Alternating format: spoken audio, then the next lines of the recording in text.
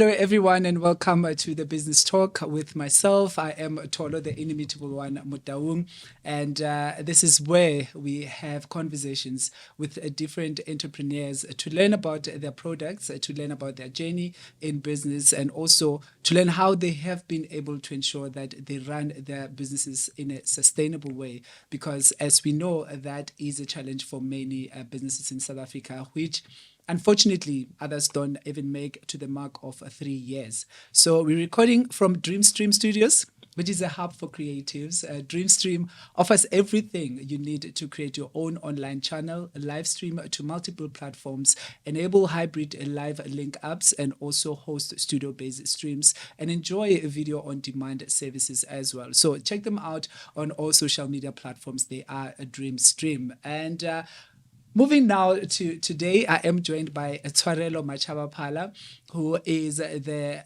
founder and also CEO of a footwear brand called 4GY. Tshoarelo, thank you so much for coming. Pleasure, my brother. It's exciting to have somebody that has moved from being a professional to being a business person, because you always wonder what the transition has been like.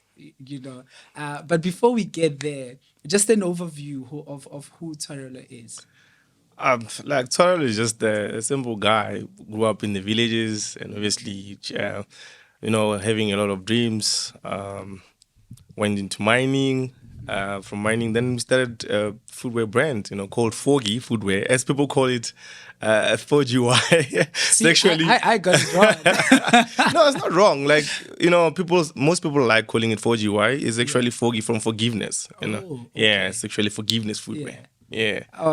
And why forgiveness? Forgiveness, Tshoarelo as well. Oh, but right. also a lot of us, we need to forgive ourselves for a lot of things so that we can move. There was a transition that you spoke about, transition from corporate to also being an entrepreneur. That also required myself to forgive myself a lot. A lot of people during COVID, when the brand actually started, they needed to forgive themselves for a lot of things. Yeah. It forced us into a reflection mode where if you don't forgive yourself, you won't have peace. You won't have the strength and the strategy to actually win. That's what the brand stands for. Incredible. And moving from being a senior metallurgist to being an entrepreneur, what was that transition like? I mean, people go through fear, doubt, and others actually never get to do it. 100%. I think fear is important. It's just a matter of where is your fear? Is your fear in front of you, blocking you from moving forward, or is your fear behind you, propelling you to go forward? So I prefer to put my fear behind me so that I fear going back to where I come from. I fear going to poverty. I fear going to areas that my life is limited. So that's why I prefer my fear being behind me. So the transition was not simple, I'm not gonna lie. Obviously, you're living a comfortable life where you have a salary, you have your things, going, but unfortunately, they're only going for you. So when you have a kind of heart that I have, when you have hearts for other people, you also care about, you see these stats of unemployment every day. You don't know what you're doing. What can I do to also contribute, become part of the solution, not just the problem? So in a way, I also became unemployed, which I became part of the problem, So, and I'm like, I really need to start doing more. I mean, your salary, mining, they pay good salaries generally, I had a good salary, I had a good life. So I had to think of what can I do more than just provide for myself and my family. Yeah. So that's also one of the most things, important thing that drove me. But also God, man. When you feel like something is bothering you, you've tried being in corporate, but something keeps on telling you to do more than what you're doing at that time. Yeah, but financially, obviously, it's a tough one. When you start a business, you will go broke. You will have to, downgrade a lot of things. You will have to prepare yourself credit-wise. A lot of corporate, people, they depend on, they've got a higher credit power than actual cash power. Yeah. So you need to also control that. Look at that, how you can use that best to your advantage to prepare for the transition. Yeah. And I mean, you could have gone any other way. You could have started any kind of business, but you chose footwear. Was there a particular reason why you chose footwear? I realized that I always had like more shoes than clothes. That's another thing.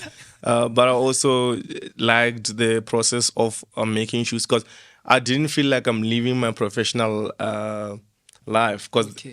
how you actually produce certain types of sneakers, they use the same methods, the same production methodologies, and same equipments as some of the mining equipments that for manufacturing, some of vital equipment used in the mining industry. So I also worked in the manufacturing industry for mining equipment. So that similarity came in, and I just fell in love, in terms of producing the sneakers, and also designing is also 10 key design straight from designing, drawing up all the way to from concept to getting your face sample in your hand. It's just a beauty of it's got a bit of innovation in it as well. So it covers a lot of engineering aspects. I think that's why it sort of took my interest. And how long did it take you from conceptualization to the point of having a sample in your hand? Look, it took us 8 months. And we were also pressurized because we didn't. But also the advantage of COVID is that everyone was home, so we could get quicker responses, quicker audits, and getting those samples prepared for us. So that was the advantage within the COVID stage. But the disadvantage is within that 8 months. What are you doing? What are you eating? Where's the salary coming You from? still have to leave.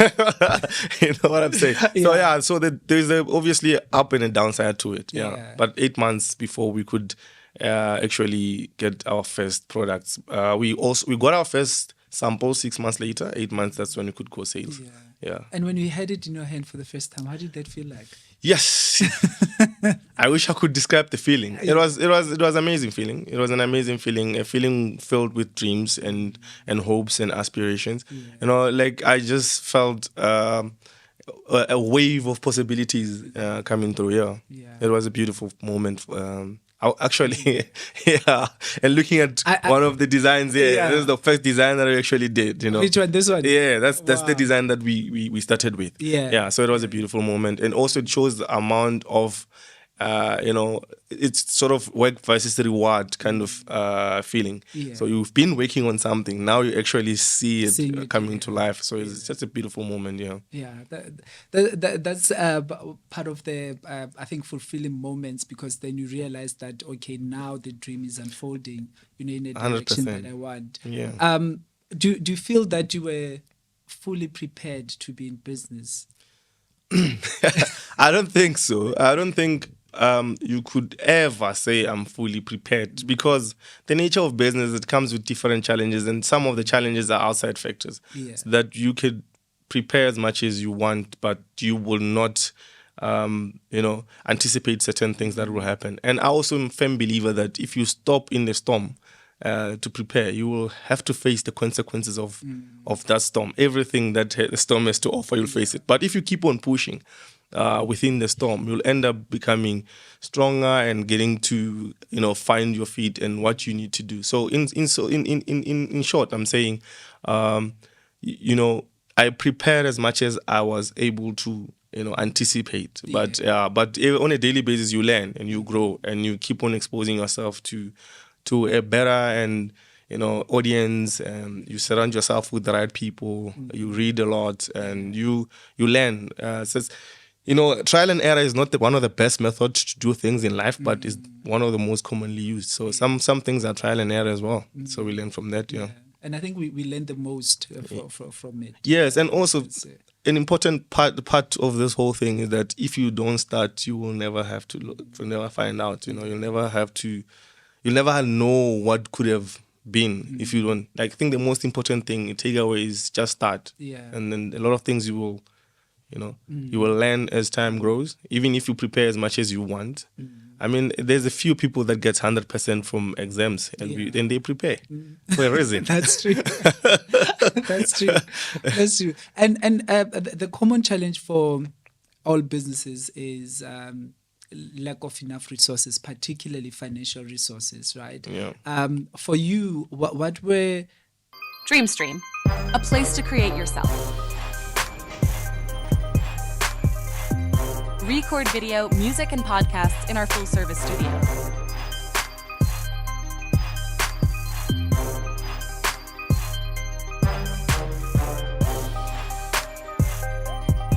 Record video, music, and podcasts in our full-service studio. DreamStream, a place to create yourself.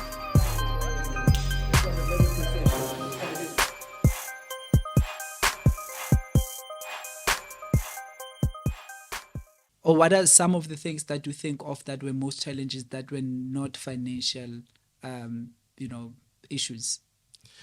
Which were not financial issues. Financial. It goes back there.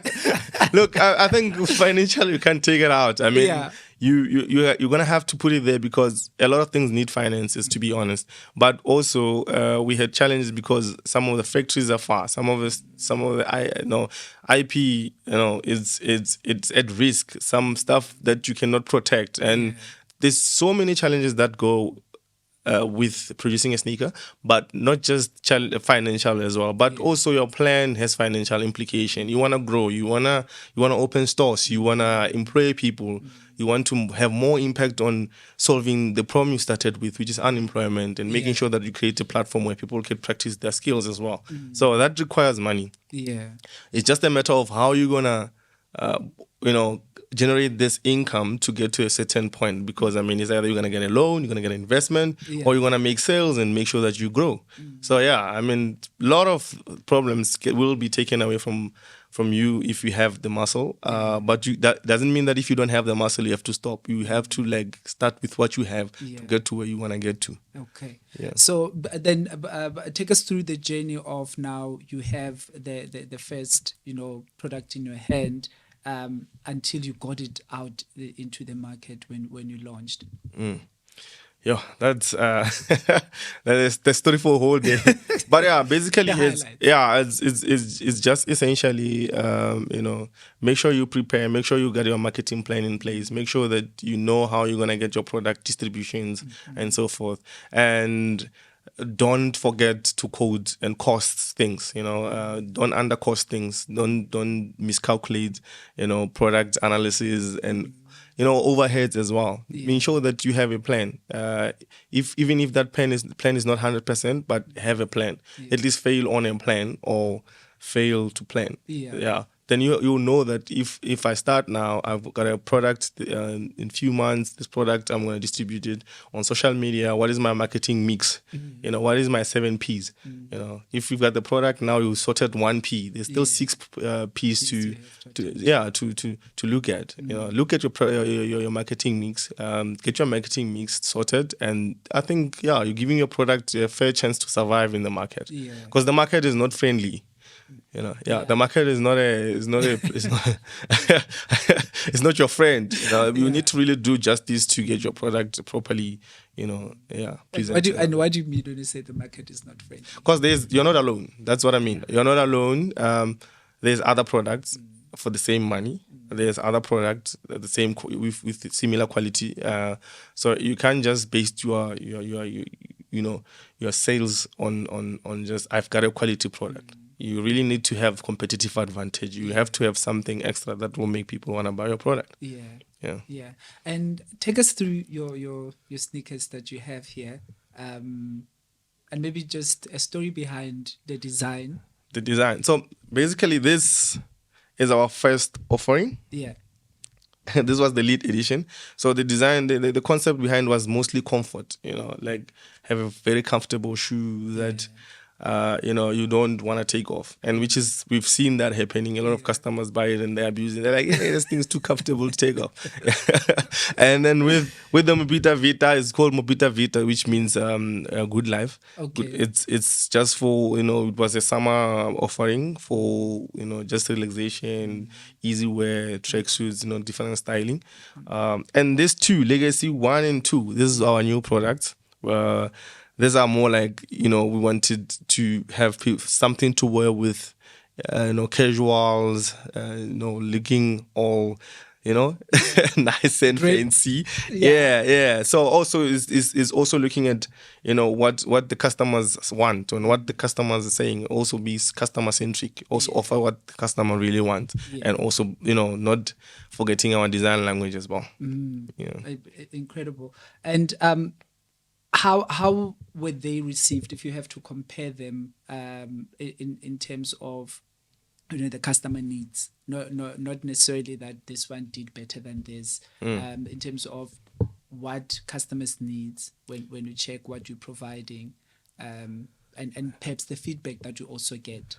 That's a very beautiful question, because every drop, it had its own reaction and its own story. Because the first one, I think there was also a portion of excitement from people who also know you and but there's a lot of buzz around it. But the others, now as you go, the growth is still there, the excitement is still there, but we're also improving as well. We're also like taking the lessons from the other drops to incorporate with the new drop, so it's much smoother than it was when we first dropped. Okay. Yeah. Incredible. When did you launch, and how do then from there grew in terms of making sure that your products are accessible, that people can find them easier? Yeah, look, we like you said, we started 2020 March, 2 weeks before COVID. That's when I actually, I was out in corporate. I was unemployed officially. I didn't know that COVID was going to be there. And then they announced COVID. Then I was like, shucks, what am I going to do? Then, like I said, 8 months later, we had a product. So basically, we've been around from 2020. We all from there, we moved to opening a showroom, physical evidence, working at the 7 Ps as well. But we have more online presence. Okay. Yeah, but obviously the future is still bright. We still have great plans. We haven't even opened a shop yet. We're still looking at terms of that as well. So there's still great plans for us to grow and expand from where we are. So currently being found online mainly. Yeah, it's mostly online. And if you do have customers that really want to feel it, there's a showroom that you can come to and physically see the products. In Midrand. So I'm also noting that like these sneakers are more unisex. Was that intentional? Or very much so. It was intentional. It was intentional. We also, working with limited resources. We also want to offer, you don't want to be a particular gender that really rocks it. Even the colors, because you can see the color waves that we drop them intentionally, because most of them are unisex. They are comfortable to wear with different styles as well. We're looking at that as well. That and also I think that is basically a way to go, in my view, because with fashion, it's no longer about guy stuff and girl stuff. Definitely. It's now, your girlfriend can take your sneakers and wear them, and she'll look good in whatever it is that she's rocking. So I think that is incredible. And they also like wearing our t-shirts. That's very good. Tell us more. Is it only t-shirts that are out, or you have other stuff? And what's the variety that? Look, for now, we're growing and we're not rushing anyway. We're enjoying the journey. We're having fun with the products. We have t-shirts that we testing. We have styles. We have designs that we also sampling and so forth. So there's still exciting stuff. I don't want to say much, but there's exciting stuff that's still coming. It handles the carrot and takes it away. So there's still exciting stuff. Okay. Definitely. And what does the future look like? For you, the future as a brand, I would say it's bright. I mean, people are more now accommodating. It's so exciting to see how much new brands came into the market in terms of local brands. I don't like using the word local brands anyway, because you still compete with the international one anyway for the same customer. So judging by where we are, there's still so much room to grow. There's so much to learn, and and there's still so much to offer. Yeah. So the brand, we're not even in Botswana, we're not even in Lesotho, we're not even in Eastern Cape. We're not even, in terms of physical stalls and stuff. So there's so much growth to come from the brand. Yeah. Just stay tuned. It's exciting stuff coming. So that is how he's wrapping it up. Thank you so much, Tshoarelo, for making time to come. And we wish you all the best as you grow the brand. Social media platforms where people need to check you out, and also an online store, where do they check you out? You can check us on the number 4GY _ footwear on all social platforms, or you can just simply check our website 4gy.co.za. Yeah, and you can check us. You can also get hold of me, Glenn, GLEN _T on social media. So yeah, you can get in touch with us. We like to speak to our customers, interact with them. Engaging with our customers is always fun. And thank you for having us as well. It's a great pleasure. Yeah. It's a pleasure. Thank you so much. That is Tshoarelo, and you've heard it, the story from him. You know where to follow them. So let's make the right thing and support our brands. We are proudly South African. The only way we can show that we are proudly South African is when we go and buy them. Yes, we can buy others from outside, but this is our priority. Till next time, it is Opulence Radio.